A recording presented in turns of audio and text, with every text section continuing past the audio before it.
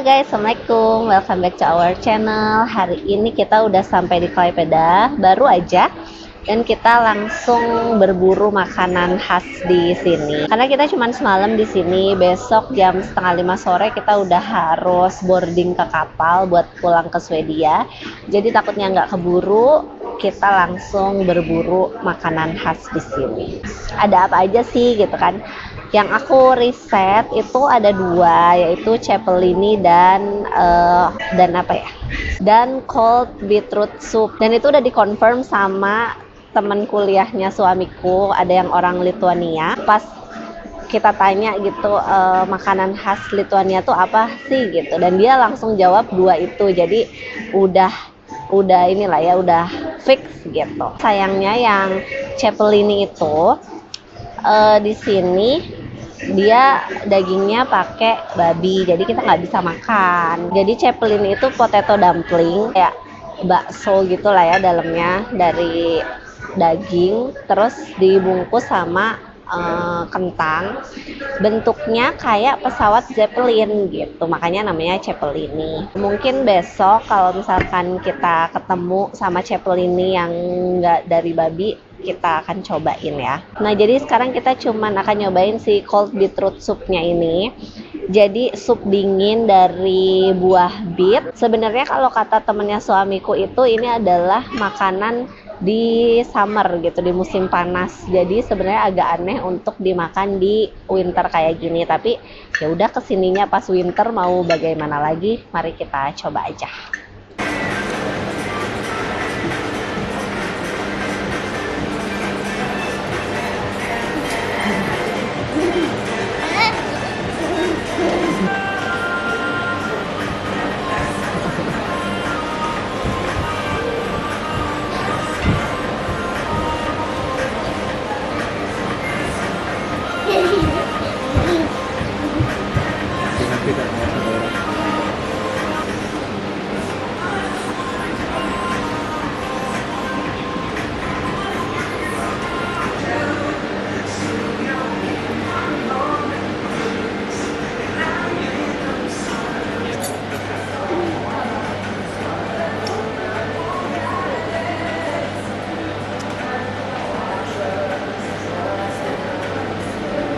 Gimana? Komennya nanti.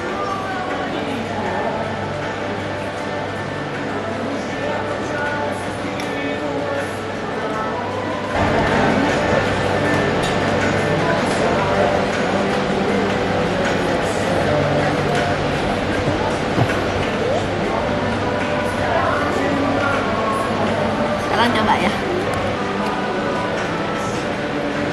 Rasa kentangnya tuh kayak ubi di tukang bajigur. Enak dong. Masih enak ubi di tukang bajigur. Nah ini, kayak udah yogurt ya? Ya, cobain. Kayak yogurt gitu, Kak. Nggak tahu deh. Bismillahirrahmanirrahim.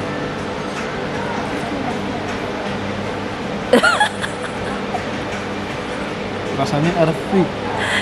Earthy itu berarti rasanya kayak ada unsur tanah. Semangat berjuang gitu.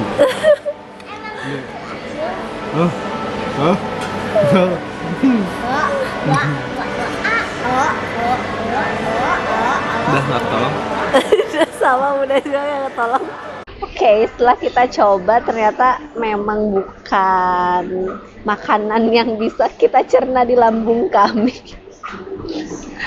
Jadi kayaknya aku nggak bisa ngabisin. Ayah bisa nggak? Nggak juga katanya. Ini kayaknya aku akan ngabisin tehnya ini aja. Ini tehnya enak banget. Kenapa sayang?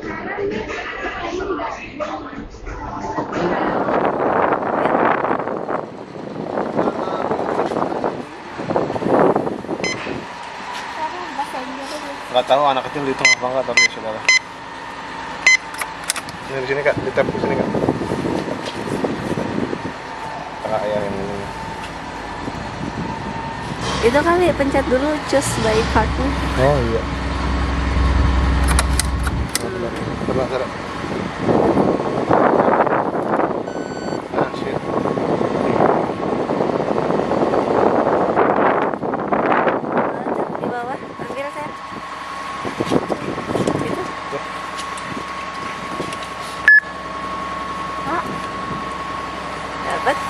Tap.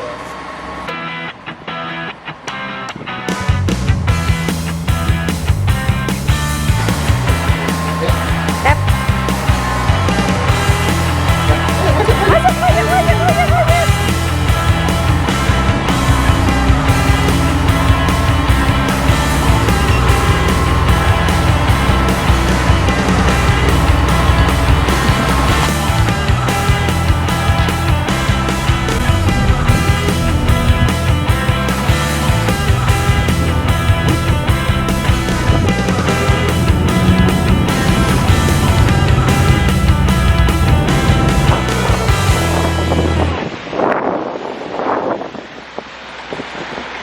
Hai guys, sekarang kita udah ada di Curonian Spit. Jadi Curonian Spit ini adalah dataran yang tipis gitu ya, yang masih jadi bagian dari Lithuania.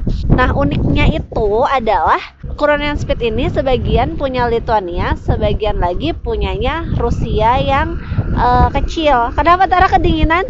Jadi kalau misalkan ini Curonian Spit nih, ini gambarnya nih. Set sampai sana. Ini kalau kita jalan terus dari sini ke sini, terus ke sini, situ ya, ke sana terus tuh ke sana, kita akan nyampe di kota Nida. Nah, kota Nida ini berbatasan sama daerah Rusia. Nah, ini udah Rusia nih. Jadi kalau kita mau nyebrang lagi itu udah harus pakai paspor Rusia. Oh, dingin ya. Oh. Gendong rambut. Tapi Rusianya ini bukan mainlandnya gitu. Jadi Rusia tuh ada bagian yang terpisah dari negara induknya gitu. Itu biasanya disebut negara eksklave gitu. Jadi negara yang terpisah, daerahnya terpisah dari negara induk. Oke, jadi sebenarnya ini bukan waktu yang tepat untuk mengunjungi Curonian Spit karena udaranya dingin banget dan kayak nggak ada hal yang bisa kita lakukan di udara sedingin ini. Pokoknya Tara kedinginan banget ya? Iya. Kenapa? Kenapa nggak boleh lewat? Karena sudah beda daerahnya, sudah bukan Lithuania lagi. Enaknya nih Curonian Spit ini dikunjungi waktu summer gitu. Jadi biasanya orang-orang nyewa sepeda di Klaipeda, terus mereka nyebrang ferry ke sini, terus mereka sepedahan nih dari ujung sini ke ujung sana gitu. Banyak yang bisa dilihat nih di sini.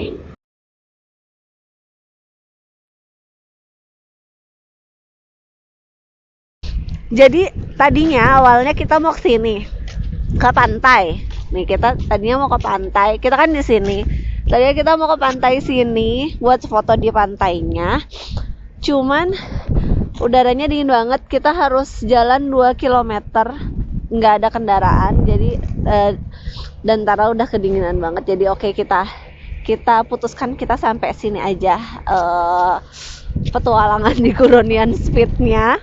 Ya, terus kita udah merasakan gimana sih berdiri di Curonian Spit. Jadi caranya dari Klaipeda tadi kita naik ferry yang bentar banget. Kata orang-orang 5 menit, tapi ternyata nggak sampai 5 menit, sekejap nyampe. Bahkan dari kita naik ferry itu pelabuhan ini tuh udah kelihatan. Oke, segitu aja dulu cerita dari Curonian Spit-nya. Sekarang kita balik lagi ke Klaipeda dan explore Klaipeda.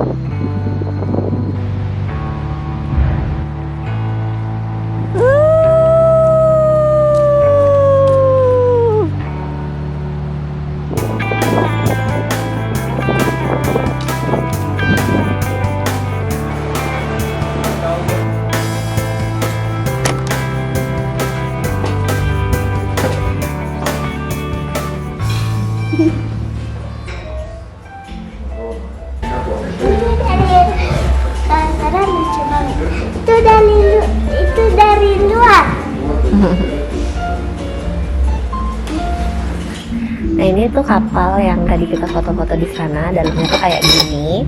Jadi kapal ini tuh kapal bersejarah gitu ya. Tapi aku belum baca sejarahnya apa. Tadi baru aku foto doang. Nanti mungkin aku baca di rumah dan aku kasih captionnya. Terus setelah itu kapal ini jadi restoran dan jadi ikonnya Klaipeda. Nah interiornya tuh kayak gini ya, dibuat kayak resto di kapal pesiar. Ini kalau karena winter kita jadi di dalam. Kalau misalkan lagi summer kita bisa makan di deck kapalnya gitu di atas. Tadinya kesini masih dalam pencarian si potato dumpling itu, si cepelini itu, cuman ternyata di sini nggak jual sama sekali. Malah sebenarnya ada nyari di internet yang dia jual cepelini dengan berbagai macam isian gitu ya, tapi kayaknya kita nggak akan cukup waktunya ke sana. Jadi sepertinya kita bukan rezekinya mencoba cepel ini. Di sini makanan dan minumannya yang dijual umum, nggak khusus makanan Lituania. Jadi kita cuman buat nyangetin badan aja, kita pesan hot chocolate sama creme brulee. Habis ini kita akan jalan-jalan sebentar lagi cari souvenir dan mampir di Old Town-nya. Habis itu kita langsung boarding kapal. Tada.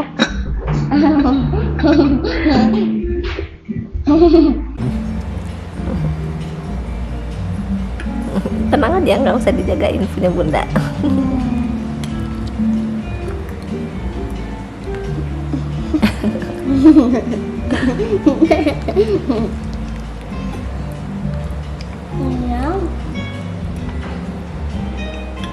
Oke gini dong, kayak YouTuber.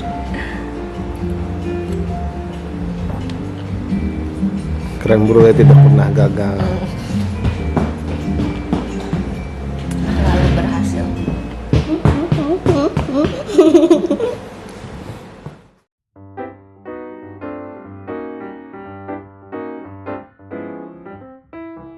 Jujur, Klaipeda ini bukan destinasi utamanya Lituania. Kami pilih ke Klaipeda karena misi kami di trip ini adalah nggak naik pesawat sama sekali. Jadi dari Klaipeda ini ada ferry ke Trelleborg yang udah deket banget sama kota tempat kami tinggal di Swedia. Tadinya aku mau review ferry-nya, tapi ternyata kurang oke. Jadi ya FYI aja kalau ada ferry dari Lituania ke Swedia ya. Nah, kalau kalian nggak ada kepentingan kayak kami, mendingan kalian ke Vilnius deh, supaya experience Lituanianya lebih dapet. Terus, aku juga nggak rekomen kalian untuk traveling ke Skandinavia maupun Baltik saat winter karena dingin parah. Jujur ini adalah traveling terberat kami selama di Eropa sih. Kalau kalian punya banyak waktu di Eropa atau punya banyak uang untuk bolak-balik Eropa, mending kesininya pas summer aja. Kecuali kalian mau cari aurora, ya mau nggak mau harus pas winter atau autumn ya. Oke deh, segitu dulu vlog dari kami. Habis ini aku akan upload video salah satu trip favorit aku di Eropa. Tungguin ya, bye-bye. Putar-putar. Ini nggak tahu. Apa gitu? Nah, apa? Nggak tahu. Ini dia bisa sama-sama. Coba itunya puterin. Bukannya itu. Hah? Yang ini, pemudi kapalnya.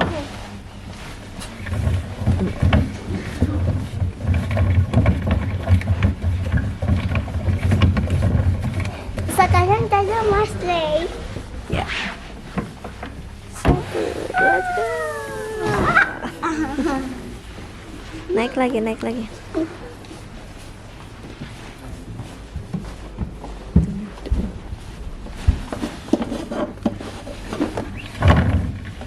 Dan langsung slide dong, langsung slide. Entar.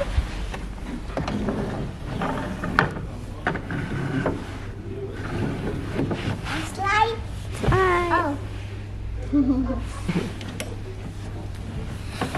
Let's go. Wah.